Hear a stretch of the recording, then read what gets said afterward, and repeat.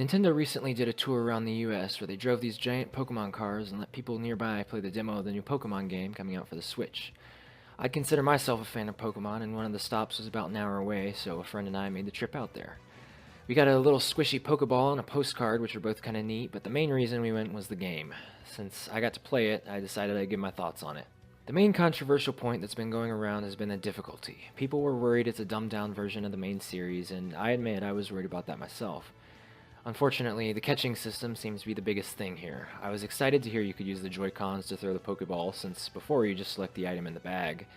Maybe this will make catching more fun, I thought. Sadly, not really. For starters, it looks a lot like Pokemon Go's catching system. It has its merits, but overall I think the catching system in Pokemon Go is not very good and should not be where the main series heads. But as I said, it has merits. Being able to physically throw the Pokeball should make Pokemon Go's catching system more fun, right? Maybe so, but this catching system is similar to Pokemon Go in looks only. Mechanically, it's very different. There appears to be no judgment of accuracy. Even if you hit the middle bullseye, you do not appear to be rewarded with anything. Not even a message on screen saying excellent or something. More importantly, though, is the motion. While it may look like you're throwing the Pokeball, it feels very scripted. You only have to make the motion, simply raising your arm, and the Pokeball instantly flies to the center of the Pokemon. While I did miss at one point, there's definitely something in the code that guides the Pokeball for you, which is very disappointing. It's hard to explain without you playing for yourself, since it looks normal on screen when you're watching it, but when you actually play it, it feels like a launch title for the original Wii in terms of very scripted, simple motion controls. And of course, you cannot battle the wild Pokemon. You walk up, throw the ball, rinse and repeat. They have raspberries like in Pokemon Go that make the Pokemon easier to catch, so maybe there will be more items like these in the full game, but it's still extremely shallow. No weakening or inflicting status effects, just luck. Speaking of battling though, that aspect fortunately appears to be intact. Pokemon have 4 moves as is standard, each with the same effects they normally do. Battling, obviously, is something that will have to be dug into in the full game to really see if it's the same or not, but from the demo, trainer battles appear to be intact, which is really comforting to see that the game isn't deviating too far toward Pokemon Go.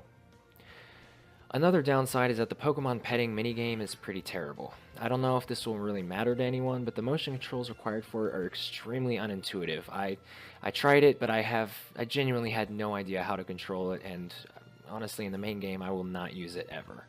I know they're pushing that part a bit in the marketing, so just know that it's kinda garbage.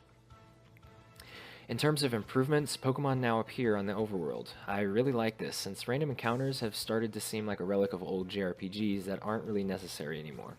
Now, if you see a Pokemon, you chase after it and can actively avoid ones that you don't want.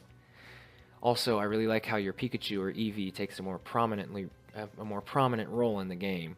They get a special move, they ride on your shoulder, get a cute little costume, they can be customized, and the petting minigame, while terrible, is prominently displayed on the menu. Nearly all Pokemon fans have a special attachment to their starters, so seeing the ones in this game have a more prominent role and have more things to do with them makes me really happy and should definitely be included in future games in my opinion. So what do I think overall? Well, I'm gonna wait. The catching is awful, and considering how big a role catching plays in the Pokemon series, that's kinda inexcusable. I may get it when it's much cheaper down the road, but that's kind of a deal breaker for me. Plus, considering it's yet another Gen 1 remake, it's starting to feel a little shallow naturally since I've come to love Pokemon from later generations. Why not make a whole new region that mixes Pokemon from all generations? You don't even have to make new Pokemon.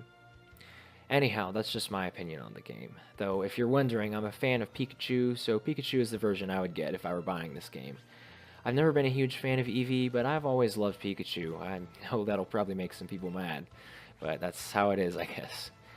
Feel free to leave a comment with what you think from the demos or from the trailers. I'm interested to see what y'all think about it, so thanks for watching.